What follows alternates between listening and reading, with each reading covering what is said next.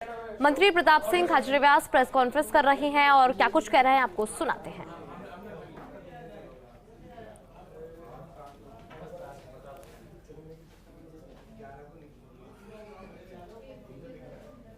धार्मिक टकराव की बात करना, धार्मिक मुद्दों की बात करना, धर्म के आधार पर उसको लेकर जाना, तो ये धर्म के ठेकेदार नहीं है। ये धर्म के नाम पर पैसा इकट्ठा करने वाले, धर्म के नाम पर ठेकेदारी करने वाले, धर्म के नाम पर देश का माहौल बिगाड़ने वाले, धर्म के नाम पर दंगा कराने वाले लोग हैं बीजेपी के लोग। अब तो बीजेपी, मैंने आपको पहले ही कहा था, इतना षड्यंत्र करने लगी है कि बीजेपी किसी भी स्तर पर जा सकती है। बीजेपी के लोग पार्कों में, सब जगह, पूरे राजस्थान में माहौल बनाते हैं। 200 विधानसभा क्षेत्रों में, अरे यहां पर तो मस्जिद बनने वाली है, बीजेपी कार्यालय में बनी होगी मस्जिद। शर्म नहीं आती? बीजेपी कार्यालय में मस्जिद बनी है, वो नहीं दिख रही तुमको, हमारे को कह रहे हो। चुनाव में मस्जिद बनाएंगे, कौन बनाता है मस्जिद? सरकारें नहीं बनाती। कांग्रेस की सरकार हो या बीजेपी की सरकार हो, बीजेपी की गलत सोच है, मन में पाप भरा हुआ है। हम सनातन धर्म को मानने वाले लोग हैं, सब धर्मों का सम्मान करते हैं। सनातन धर्म का मतलब है जो प्यार और प्रेम की बात करता हो, पूरे ब्रह्मांड के कल्याण की बात करता हो। बीजेपी के, आरएसएस के लोग आ गए गंदगी पर, खुद के पास खुद का किया हुआ कोई काम नहीं है। कांग्रेस का काम बोल रहा है, कांग्रेस की गारंटी बोल रही है।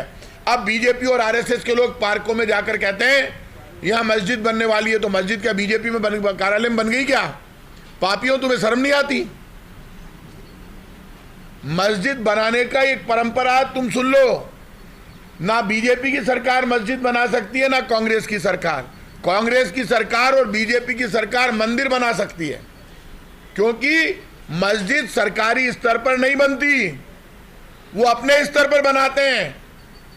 मैंने आज उनसे पूछा, इस्लाम को मानने वाले लोग, इसलिए ये जो प्रचार ये करते हैं बिल्कुल गलत है, ये पाप है, क्योंकि वो सरकारों से मस्जिद नहीं बनवाते, वो अपने स्तर पर अपने समाज से पैसे इकट्ठे करके मस्जिद बनाते हैं। लेकिन राजस्थान में चुनाव के समय में मस्जिद नहीं बना करती है। कौन बनाएगा? मस्जिद सरकार बनाती है। मस्जिद बनाने का काम मुझे लगता है बीजेपी ने ठेका उठाया है, क्योंकि ना तो सरकार बनाती है, ना कोई पार्टी बनाती है, लेकिन मन में गंदगी है। सिर्फ हिंदू मुसलमान के एजेंडे पर काम करने वाली बीजेपी के नेता अब सिखों को भी टारगेट कर रहे हैं, गुरुद्वारों के खिलाफ बोल रहे हैं। आप अब तक मुसलमान को टारगेट करते थे, लेकिन अब आप सिखों को, जैनियों को, सबको टारगेट करने लगे। सनातन धर्म किसी को टारगेट नहीं करता। सनातन धर्म धर्म और जाति के टकराव से ऊपर उठकर महात्मा गांधी के रास्ते पर चलता है, जिसमें वैष्णव जन तो तेने कहिए, पीर पढ़ाई जाने रे, और ये नारा लगाता है कि ईश्वर अल्लाह तेरो नाम, सबको सन्मति दे भगवान, चाहे गीता चाहे कुरान, सब में बसते राजा राम। तो ईश्वर अल्लाह तेरो नाम महात्मा गांधी गाते थे, सब में बसते राजा राम गाते थे। अब जो बीजेपी के नेता राजस्थान में 200 सीटों पर लड़ रहे हैं, उनमें से अधिकतर लोग ऐसे हैं जिन्होंने कभी राजनीति में काम ही नहीं किया, और बातें बड़ी बड़ी करते हैं, हमारा निशान देखो, हमारे नेता को देखो। ये क्यों नहीं बोलते हमारा काम देखो, हमारी योजनाओं को देखो, हमारे 15 लाख और अच्छे दिन को देखो जो उन्होंने दे ही दिए जनता को। 2 करोड़ लोगों के रोजगार को देखो जो कभी मिलेगा नहीं, 15 लाख कभी मिलेंगे नहीं। नोटबंदी के बाद देश में हालात सुधर जाएंगे, वो आज तक सुधरे नहीं, आगे कोई व्यवस्था नहीं सुधरने की। तो बीजेपी खुद बैकआउट कर रही है चुनाव से, और बीजेपी डरी हुई है, इसलिए बार बार अपने राष्ट्रीय नेताओं को बुलाती है, बुलाकर बात करती है।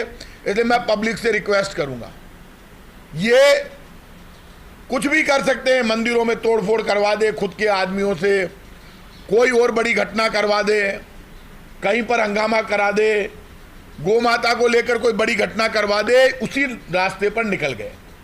और ये जिस रास्ते पर निकल गए, यदि बीजेपी का कोई कार्यकर्ता अफवाह फैलाता है कि वो ये कहता है यहाँ मस्जिद बन रही है, तो समझ जाओ ये झूठ का पहाड़ खोद रहे हैं। ये पापी हैं जो चल फिर नहीं सकते, पार्क में आते हैं, बीजेपी आरएसएस के कार्यकर्ता कहते हैं मस्जिद बन रही है। तेरे घर में बन रही है?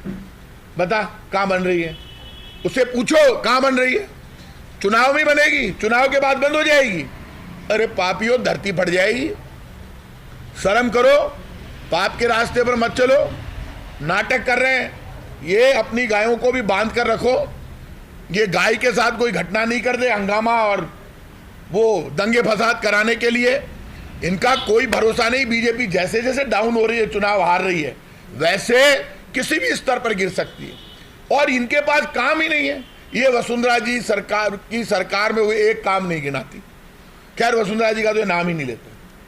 वो अपने काम बता दो। वो अभी केंद्र सरकार में कोई काम हुए तो वो बता दो। पेट्रोल डीजल की महंगाई के लिए कल प्रधानमंत्री जी ने ये कहा कि राजस्थान में पेट्रोल डीजल की महंगाई के लिए गहलोत सरकार जिम्मेदार है। गलत बात। इस वक्त क्रूड ऑयल के दाम $85 से लेकर $89 प्रति बैरल है। मतलब $89 प्रति बैरल पर क्रूड ऑयल के दाम है। मनमोहन सिंह जी की जब सरकार थी तब क्रूड ऑयल के दाम $138 प्रति बैरल थे, $50 महंगा था। तब 2014 में राजस्थान में वसुंधरा जी मुख्यमंत्री थी, तब जितना टैक्स था राजस्थान का उतना उससे कम टैक्स आज गहलोत सरकार का है। क्योंकि जब जब वेट हमने राजस्थान सरकार ने थोड़ा थोड़ा कम किया, हमारा कम करते करते हम और नीचे आगे 2014 से कम टैक्स है। हमने टैक्स नहीं बढ़ाया। केंद्र सरकार ने एक्साइज ड्यूटी के ऊपर additional excise duty, special excise duty और सेस लगाकर और 55-60 रुपए तक टैक्स को ले गए। आज पेट्रोल डीजल 40 रुपए से नीचे बिक सकता है। लेकिन आप मुद्दों को भ्रमित मत कीजिए।